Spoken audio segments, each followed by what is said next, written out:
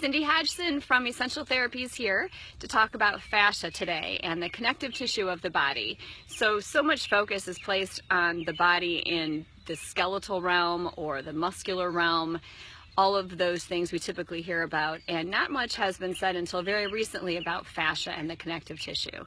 So therapists have been working with the connective tissue for many decades, but the science is just now starting to come around. So I'm just going to talk to you in basic terms about what fascia is today. So whenever I see this stuff around Halloween at the store, I think it's a great example for fascia. So if you haven't watched the fuzz speech yet, which is on my website, esstherapy.com, under the myofascial release heading, if you scroll down, you'll see some videos there. The first video is Gil Hedley's fuzz speech, which is really fun to watch. I've been showing that to patients for at least 5 years, and it really starts to give them an aha moment about what fascia really is. And that video is done on cadavers, so it looks quite different than what the fascia does in living tissue.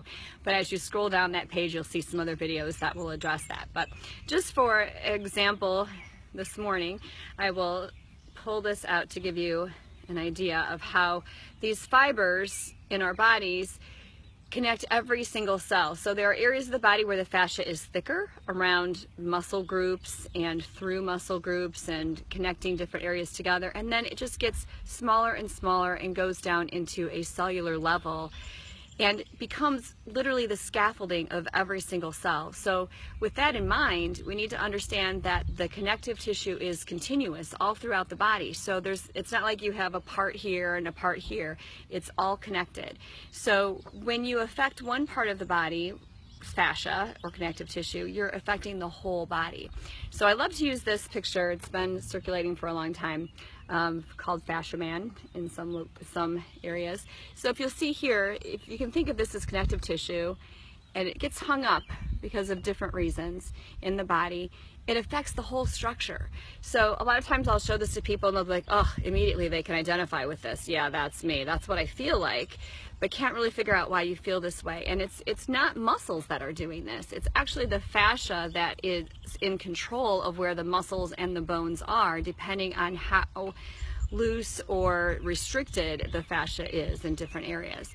So when we see a structure like this and thinking of the body and how it's put together, it's good to know that if the fascia is stuck in one spot, it can pull on the body so that you can have discomfort or problems in another part of the body. So when we do this work, we use the saying, find the symptom, look elsewhere for the cause, which I learned from John Barnes, who's been my mentor and teacher through all of this training. And it's really still something every day that I say to myself and I look at with every single patient or person that I work with, because it's so common for us to go to that area of pain and think, oh, this is where I have the problem. And a lot of times it is. A lot of times that's exactly where the restriction is. But sometimes the restriction is somewhere else. So I see lots of people where they maybe have neck pain, but there's a huge restriction in their pelvis, which is completely related to what's going on here. So let's talk a little bit more about the actual cellular level of the fascia and the connective tissue. What's really important is that in between each and every cell, there is a substance, a fluid that we call ground substance, which should be like jello. It shouldn't be hard and tough, but it should be soft and movable. Most of our bodies are water, so we should be fluid and movable. Those areas that become restricted, where the fascia becomes very hard, it's more like concrete. And so that can cause problems because we should be able to move easily, and when we are trying to move through concrete, it doesn't go so well.